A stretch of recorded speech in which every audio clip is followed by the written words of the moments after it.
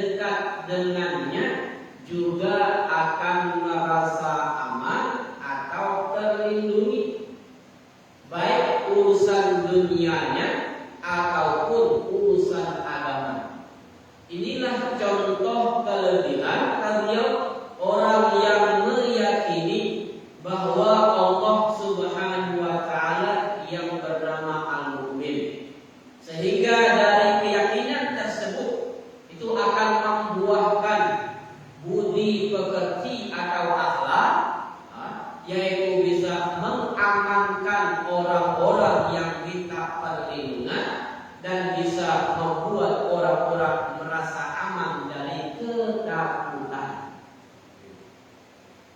Dan kita ini dijelaskan oleh Allah Subhanahu wa taala di dalam Al-Qur'an surah Al-Baqarah bahwa kita ini diliputi oleh rasa takut, rasa khawatir.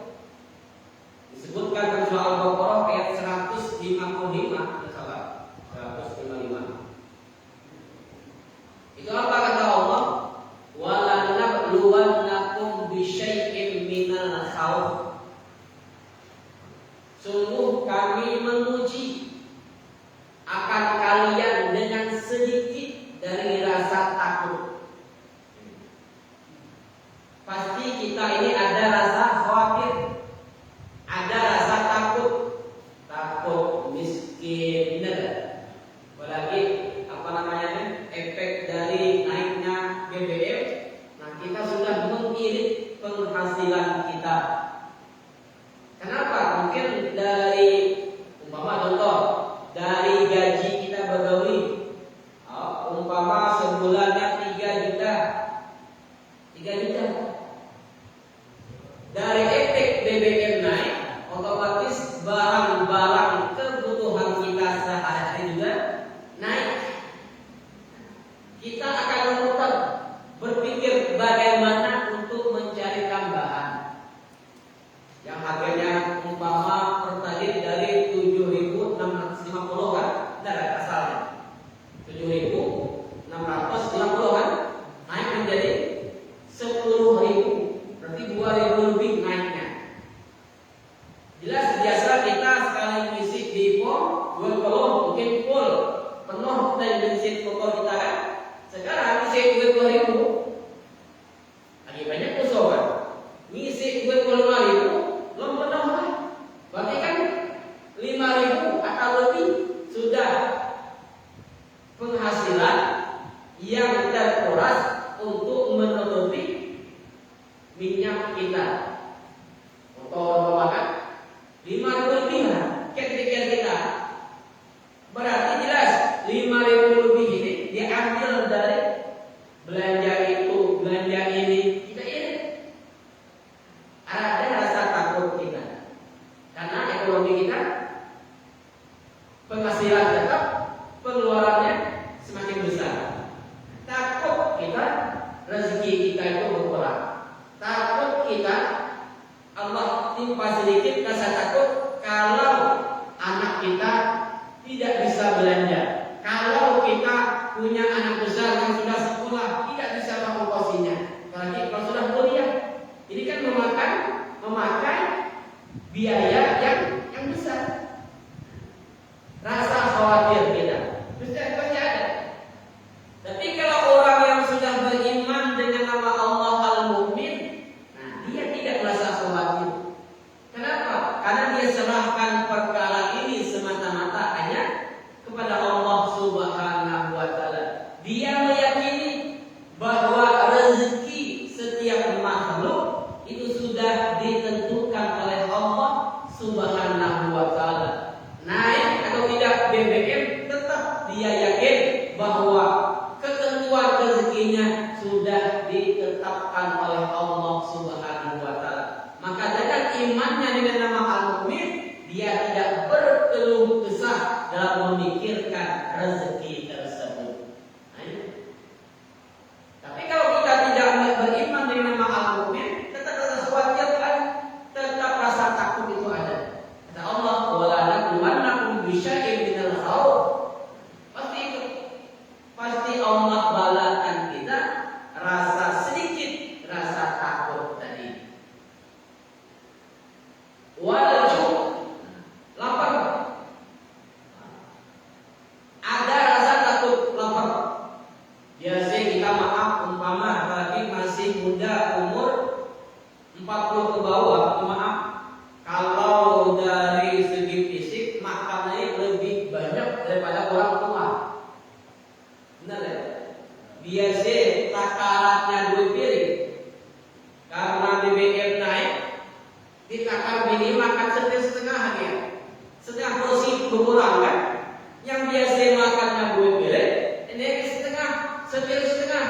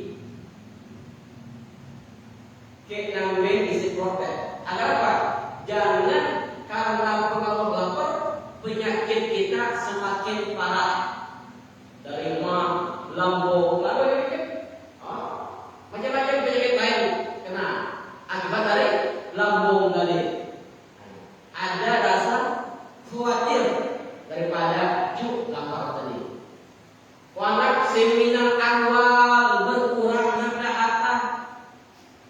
Berkurang harta kita. Biasa sebulan penghasilan sekian, bulan ini kakak turun. Kenapa? Konsumen untuk membeli barang kita berkurang. Mereka mengirit juga kan belanja. Kita yang berdagang umpama ke pasar, bukit toko kita mulai jam 8 sampai jam 4 sore. Kadang-kadang dalam sehari itu tidak ada satu orang pun yang belanja. Nah ini kan akan mengurangi dari penghasilan kita, mengurangi harta kita. Berkebun sawit, hasil sawit, ternyata harga turun. Mencari 5 TI, harga murah. Nanam saham setengah bibir mati. Ngasih juga harganya dia sesuai dengan pengeluaran kita, modal kita untuk bercocok tanam tersebut. Nah ini apa? Allah puji sedikit daripada kurang dalam harta kita. Tapi bagi mereka yang sudah beriman dengan nama Al-Mu'min, mereka tidak berkeluh kesah. Mereka tidak khawatir, mereka tidak takut harta mereka berkurang. Mereka tidak takut dilanda rasa lapar. Mereka tidak takut apa tadi?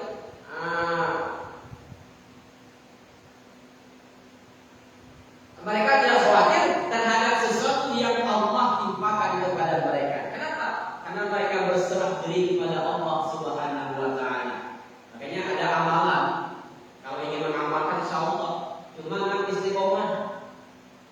Insya Allah kalau kita mengamalkan, hidup kita akan senang. Ini panjang deh. Cuma 100 kali sehari. Cuma nak amalan. Bacaannya la haula wala quwata illa billahil aliyil azim. Yang kita baca ya? Sehari 100 kali. Cuma jangan setahun lama lagi susah hidup berhenti ngamal. Jangan. Nah kita ini kadang-kadang ini dedek terbukti berhenti ngamal. Lalu beri guru kita ada amalan. Kalau kita baca dan pergi baca ini, insyaallah hidup kita senang. Hidup kita akan pulih. Amal setahun belum terbukti lah. Dibaca 2 tahun belum ada hasil lah. Baca 3 tahun makin susah itu berhenti bacanya. Ini kita tanya kan. Man baca kita yang baca sulit kami sok terbukti lah. Ya kan. Di mana semudah ini ya benar. Ada proses-prosesnya. Kayak kita lahir dari rahim ibu kita. Ada tak yang langsung pacak lompat undangan? Tidak kan? Ngerangkung lentang, punya proses. Punya proses dulu. Nah, setahun, 2 tahun, 3 tahun, terus punya proses. Nah, kita mengamalkan amalan, itu juga. Kau ngamal ya. Mulai tahun 97 sampai hari ini. Macelah haula wala quwwata illa billah. 100 kali setiap hari. Terserah kita kapan waktunya, yang penting setiap hari dibaca 100 kali. Kata Rasulullah, orang yang mengamalkan kalimat tersebut tidak dilanda oleh Allah kefakiran.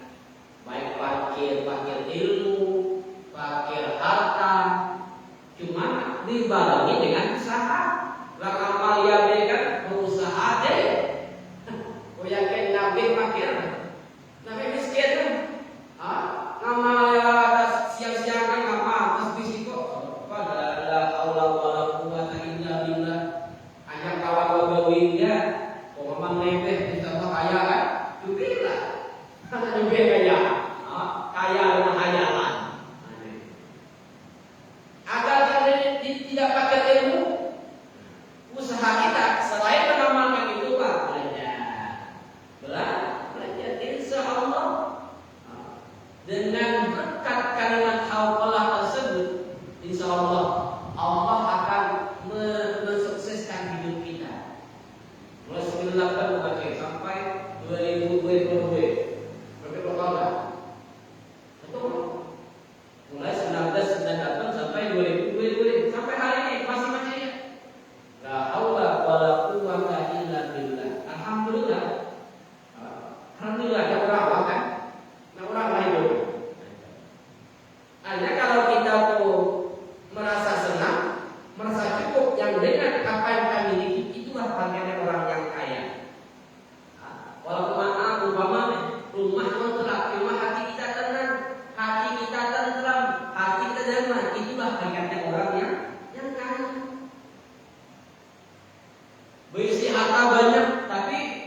dia subuh nggak keluar dari rumah mencari, pulang jam 8 malam, tidur tengah hari susah. Itu orang yang fakir, orang yang kurang. Dan kita kurang makan, kita makan kan, kurang lauk sayur, kita sayur kan, kurang bisa beli ayam, kita bisa beli ayam. Tidur tengah hari nyaman. Itu orang yang tenang. Dia banyak pikir. Kita dulu usaha kaya ada, usaha kaya ada. Yang penting apa yang kita mau ada. Amin, amin. Apa yang kita mau ada. Itu namanya. Namanya mobil, duit ada. Namanya rumah, duit ada. Oke, jangan kan? Walaupun dia kaya. Itulah hanya orang yang kaya. Nah, orang yang beriman dengan nama Allah Al-Mu'min, dia merasa aman. Orang yang ada di sekelilingnya akan merasa aman. Para jamaah rahimakumullah, Rasulullah sallallahu alaihi wasallam bersabda, "Man kana yu'minu billahi wal yaumil akhir, falyaman jaruhu bawa'iqahu." Kata Rasulullah, barang siapa yang beriman dengan Allah dan hari akhir, maka hendaklah merasa aman tetangga-tetangganya dari kejahatannya.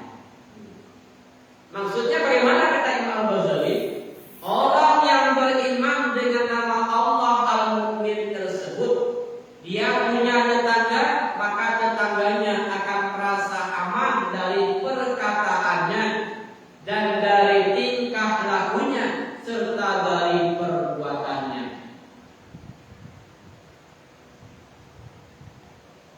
Dalam sebuah perkataan dalam kitab Tanbihul Ghafilin, Al-Imam Nasr bin Muhammad bin Ibrahim As-Sarafahi menjelaskan, kata beliau, tamamu husnil jawab fi arba'ati asya. Sempurna bagusnya tetangga terhadap kita, hanya hubungan kita dengan tetangga, orang yang ada di sekeliling rumah kita. Dalam agama itu 40 ke kanan, 40 ke kiri, 40 ke depan, 40 rumah ke belakang, lebih 40 orang ke atas ke bawah. Itu jiran, tetangga. 40 kiri kanan kan. Jadi kita dianggap tetangga yang baik. Itu beliau menjelaskan ada 4 macam kategori kita termasuk tetangga yang baik.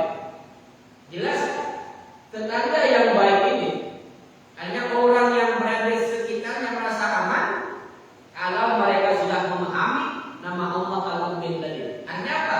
Kata Gus tadi, orang-orang yang ada di sekitarnya akan merasa aman. Contoh umpama, kita menitip sesuatu kepada orang. Umpama nitip apa? Nitip motor kita atau apalah, kita titip kepada seseorang. Kawan nanya, boy, di mana nitip barang kemarin? Nitip HP di mana naruhan? Nitip apa namanya motor di mana? Kalau kita di rumah si Fulan. Di rumah si Fulan. Kalau orang si Fulan tadi orang yang memang beriman dengan nama Allah Al-Mu'min, maka kawan penanyanya ngomong, alhamdulillah boy, mau nitip motor dengan si Fulan. Oh yakin aman. Oh yakin aman. Berarti si Fulan yang kita titip tadi memang bisa memberi keamanan terhadap sesuatu yang dititipkan kepada beliau. Orang lain pun menganggap aman. Tapi kalau kita katakan motor kemarin kau titip dengan si A, boy, hati-hati dengan si A ya. Takut motor hilang ekspionan. Berarti kan apa? Si A yang kita titip sesuatu tadi tidak memberi keamanan terhadap apa yang kita titip. Nanti jangan titip, karena dia aman. Baca-baca kaca spion motor kita hilang sendiri. Jualnya, duit ini kan jualnya, spion motornya kan jualnya. Dia aman, hilang spion motor kita.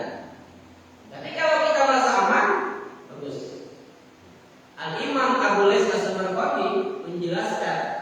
Yang pertama, aywasiyahu bima indahu. Tetangga yang baik, orang yang sudah beriman dengan nama al-mu'min tadi, dia akan meluaskan sesuatu yang ada di sisinya. Artinya apa? Dia membantu meringankan beban tetangganya semampunya. Semampunya. Umpama kita punya tetangga sebelah rumah kita, kebetulan beliau ini lagi perlu duit, ingin membayar SPP anak-anak umpama, atau ingin membeli sesuatu kebutuhan yang sangat mendesak. Kebetulan dia belum dapat duit, kenapa? Belum gajian. Nah, kita sebagai tetangga yang baik meminjami kepada beliau. Kita pinjami, kita tawar. Mungkin yang berkisah kan, yang berkisah dengan kita. Boleh ada rencana membeli sepatu anak kok. Kenapa? Yang sekolah online. Sedangkan kalau duit belum dapat, gajian belum dapat. Yang cerita dengan kita kan, cerita kalau kita curhat lah. Kita sebagai tetangga yang baik, kita pinjami. Atau kita punya sepatu, umpama sepatu ini anak kita pakai balik, cuma karena mungkinlah bertambah usia, dia bisa dipakai lagi. Sepatu masih bagus. Nah, sepatu anak kita berikan kepada tetangga tadi. Nah, ini tetangga yang baik. Dia akan membantu tetangganya semampunya. Mas mampu kita, mau kita bantu orang kita akan berhutang, lain cara kan? Lain cara ini. Jadi kita bantu semampu kita. Itu yang pertama kata Al-Imam Nasr bin Muhammad bin Ibrahim As-Sanqani. Yang kedua, Allah yatma'a fima indahu. Tetangga yang baik, dia tidak menginginkan sesuatu yang dimiliki oleh tetangganya. Kita banyak namanya kita, khususnya bini kita. Mau tetangga kita beli lemari baru, bini kita bertanya, bang, mau tetangga itu dia. Padahal gawe suami itu masyarakat kan, cumanya bisa beli lemari baru, dua kalinya beli kulkas baru. Masa abang yang gaji banyak besar sekian sebulan dia bisa beli kulkas, dia bisa beli setrika, dia bisa beli lemari. Berarti kita menginginkan apa yang dimiliki oleh orang lain. Jangan. Kalau kita nyatu kredit, melihat kredit. Kenapa? Mungkinnya butuh kan? Perlu dengan lemari untuk menyimpan pakaiannya, umpama. Jadi buka kredit. Cuma bini kita mohon 6 juta. Jadi saya bini itu yang apa yang ini berlaku. Kita lagi pacaran. Kalau bini bawa itu sebanyak yang mohon habis. Berikan duit sekian. Seolah belanja kredit saya. Kau yakin pulang melihat hanya lebih sisa lagi. Duit pecahan 2.000, 5.000 ya. Yang lain habis. Macam-macam beli. Baju lah, kasut, sandal lah, apa jilbab lah. Ini begini. Padahal di rumah jilbab lah banyak. Agak gelilah jilbab. Orang ini. Kenapa? Memang cinta dengan perhiasan. Cinta dengan suka dengan perhiasan. Memang bahasa kita lah penuh di lemari yang jilbab baju. Agak gelilah. Kenapa? Kemarin mungkin mesen di Shopee baju warnanya. Punya pakai titik yang cocok jilbab dengan warna bajunya. Tak sahat kemol, berarti beli jilbab yang warnanya serasi dengan baju yang di Shopee-nya. Ini orang ini. Dia usah takut dah. Memang itu hobinya orang ini. Makanya kata ulama, kita sebagai suami, sebagai kepala rumah tangga,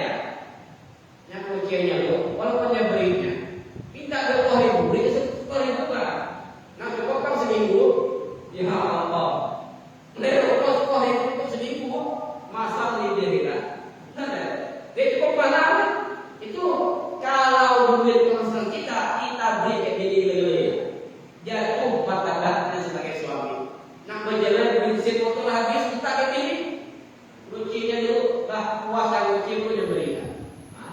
Jadi simpan untuk belanja kita ya, kayak duit toko kita, kayak duit pulsa kita, kayak duit bensin kita simpan. Itu sampai gila-gila, diberi gila-gila, cukup lah. Itu salahnya. Insya Allah suatu aman. Jadi kalau begini, tahu kayak duit, kisah membeli kali duit, terus ada duit. Yang belanja tahu lah, mulai beras kita lah, mulai lauk kita lah, mulai asam garam kita lah, terus ada duitnya kan. Jadi kalau belanja ada yang beli ya. Cuma dia banyak kan, susah nyari yang beli itu dia kan. Yang banyaknya tahu lagi duit. Ada susah. Kira-kira maaf belum gajian kita, lah yang mintanya. Atau biasa kita target sebulan berinya 3 juta. Tahu-tahu bulan depan kita beri 2 juta. Mana 1 juta? Nyata 3 juta kan? Ini susah kan? Nyata 3 juta kan? Beli 2 juta dengan mana 1 juta apa ya kan? Apa ada yang baru ya kan? Aku mikir ya kan? Kalau ini banyak kita mensiasati agar kita jangan jatuh wibawa kita. Dia tetangga yang baik, dia tidak menginginkan apa yang dimiliki oleh tetangganya. Dia abaikan, biarlah begitu dan dapat rezeki mereka Allah berikan sehingga mereka bisa membeli sesuatu yang mereka inginkan. Yang ketiga kata beliau, ayam nama azamu, jangan sampai kita menyakiti, mengganggu tetangga tersebut. Yang keempat, ayasbiro ala azamu, dia harus sabar ketika menghadapi gangguan tetangga. Karena ada ya tetangga kita yang bikin kusir, yang membuat kita kurang senang juga. Jam 9 malam, lagi bentuklah maaf musik, anu makan kita sakit gigi. Ya Allah, tetangga dia paham ya nama. Jam 9 malam kurang lah capek kan, tak letih pulang dari siang tadi, nang istirahat, lagi bentuk musik. Semakin full motor puluh makan, berarti kita sabar terhadap gangguan dari tetangga kita. Nah kita omong mungkin timbul gangguan kan, timbul tiktok di akor, santai, usah tadi kan. Kata beliau, yang bagi muslim ayasbiro ala azil jari wala yu'addi jarahu. Sepantasnya bagi orang yang beriman, orang muslim, bagi dia sudah mengamalkan makna Allah Al-Mu'min, bahwa dia sabar atas gangguan tetangganya dan jangan sampai dia mengganggu tetangganya. Sabar, jangan sampai kita terganggu dengan tetangga kita. Wa yakunu bihamid yakunu jauh aminan minhu, dan adalah dengan hal seperti ini, dan arti jangan sampai kita sabar atas gangguan tetangga kita dan jangan sampai kita membalas apa yang mereka lakukan terhadap diri kita. Wa yakunu bihamid, dan dengan keadaan seperti itu yakunu jauh aminan minhu, supaya tetangganya merasa aman dari tetangga sebelahnya. Sampai tetangga kita merasa aman dengan adanya kita tersebut. Wa amanuhu li jarihi yakunu bi salasati asya', kata beliau. Adapun amannya, merasa amannya tetangga kita, merasa amannya orang-orang yang berada di sekeliling kita, yakunu bi salasati asya', itu ada 3. Pertama, aman dengan sebab tanamnya, aman dari lisannya. Yang ketiga, aman bil auratnya. Al-Imam Abu Lais As-Sabuni menjelaskan bagaimana kategori seseorang yang aman tetangganya dari gangguan lisannya. Fa amma amanu bilisanihi, adapun merasa aman tetangganya dengan sebab lisannya, bahwa Allah takallama bikalamin, bahwa dia tidak berkata-kata dengan satu perkataan yang menyebabkan dengan perkataan tersebut bisa menyinggung atau terusik tetangganya. Umpamanya tetangga kita memelihara binatang ternak, biasanya kitanya pak ayam kan? Benar, ayam. Ayam ini memang sudah tabiatnya. Dia usah kita bahasa ini, memang kebiasaan ayam. Artinya kalau dia umpamanya punya tetangga kita ayamnya naik ke teras rumah kita. Rumah kita ada di berkanda kan? Ya sih teras kita. Ketika dia masuk ke teras kita, pasti ayam itu meninggalkan kotoran. Ini memang tabiat ayam. Pasti dia buang kotoran di teras tetangga kita. Atau ayam tetangga kita buang kotoran di teras kita. Ketika kita mengetahui ini kotoran ayam punya tetangga kita, agar dia merasa aman dengan lisan kita, maka jangan kita nyebut. Orang berjaring kan betul ada umpama dia di terasnya keluar, sengaja kita bisa keras ayam siapa biar ke teras mana. Padahal ada ayam tetangga kan, gimana ngomong agar tetangga itu paham. Ayam punya ayam jangan sampai berkeliaran buat kotornya di teras mana. Maksudnya ya kan? Kira-kira tetangga seperti itu mendengar tersinggung ya kan? Pasti si A menurut ayam pokoknya kan? Tersinggung. Ini berarti kita tidak memberi rasa aman kepada tetangga dengan sebab ucapan kita ini. Cukup kita oh ini menurut ayam si A. Berarti kita buat. Mau ayamnya supaya dia masuk ke teras kita apa? Kita beri jaring kan? Kita tutup teras kita jaring-jaring. Benar ya? Banyak kita yang masuk. Nah ini aman. Dia tidak dosa. Kita cari cara bagaimana ayam tersebut tidak masuk ke teras atau ke rumah kita tadi. Beli wareng kan? Pasang sampai ke atas Tuhan berdengar. Dia mungkin dia tidak masuk, benar ya? Aman. Itu tinggal kita aman. Nah, dengan bisa. Yang kedua, wa amma amanahu biyadihi, adapun amanah tetangga kita dengan tangan kita, bahwa an-najarahu law kana bisu wa tazakkau anna kaisahu nasihu fi manzilihi fa innahu la yakhafu alaihi wa yakunu manziluhu wa manzili sawa. Umpamanya kita punya tetangga, kebetulan agar tetangga kita aman dari tangan kita, hanya mereka tidak tersakiti, dia terganggu. Di sini dia menyebutkan, umpama tetangga kita ada ke pasar, dan ketika dia ingat mengetahui bahwa dompetnya ketinggal di rumah, atau ketika dia keluar dari rumahnya tidak terkunci, tidak tertutup, kita sebagai tetangga itu supaya tetangga kita tidak curiga dengan kita apa? Kita umpamanya dia punya rumah tidak ditutup, kita ketahui di rumah itu tidak ada orang, dia tutup rumahnya, tutup. Ketika kita menutup pintu rumahnya, tetangga kita tidak merasa curiga dengan kita, dia merasa aman. Kenapa? Rumah beliau sama seperti rumah kita. Hanya apa? Mereka merasa aman bahwa dengan tidak adanya mereka di rumah, barang-barang mereka itu akan aman dan akan tidak kehilangan. Kenapa? Ada tetangga. Ada tetangga. Mungkin kita punya tetangga, umpamanya orang luar lah kan. Ketika bulan puasa menjelang Idul Fitri, mereka mudik ke kampung mereka, rumah mereka titipkan kepada kita untuk menjaganya. Baik. Untuk tolong dijaga rumah saya selama pemudik. Berarti dia percaya dengan kita. Dia menyerahkan bahkan kunci rumah sendiri, dia serahkan kepada kita. Ini tetangga yang merasa aman dengan kita. Mau nyata kok dengan kita, dia mungkin yang upah orang lain untuk menjaga rumahnya, kuncinya pun tidak dia berikan kepada kita. Kenapa? Dia percaya dengan kita sebabnya. Jadi hak tetangga harus kita jaga sampai mereka merasa takut barang-barang mereka hilang disebabkan adanya kita.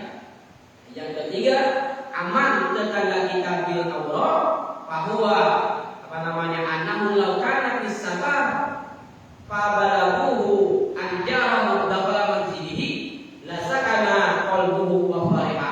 Ketika dia musafir, ketika dia pulang kampung umpama, kita masuk ke rumahnya, kita jaga rumahnya, dia merasa tenang, dia merasa gembira. Ini maksudnya Pak, kita menjaga bil Allah, dengan Allah, yang sampai kesempatan kita tidak, tetangga kita tidak ada di rumah, kita masuk dengan diam-diam.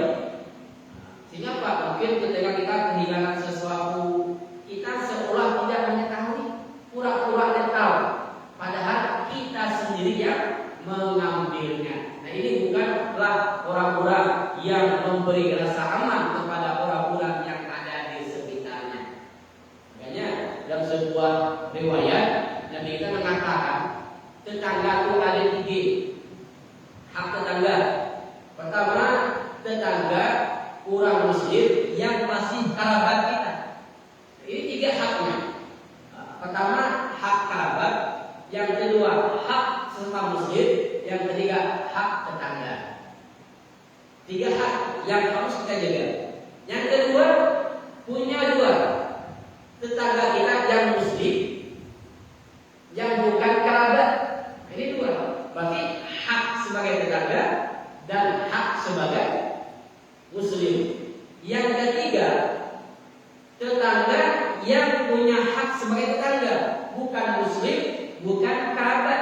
Ini kita punya tetangga yang orang di samping rumah kita atau yang ada di situ rumah kita bukan seakidah.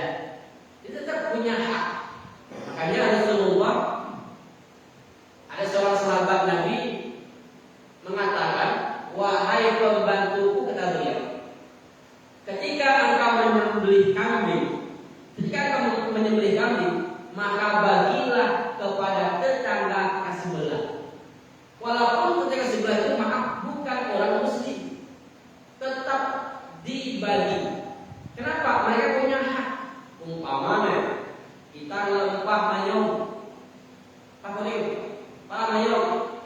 ketika kita lempah, ketika air paku mendidih, bila semana-mana tetangga sebelah mencium bel, ketika sebelah mencium bel. Nah, ini makanya ketika kita memasak, perbanyaki kuahnya.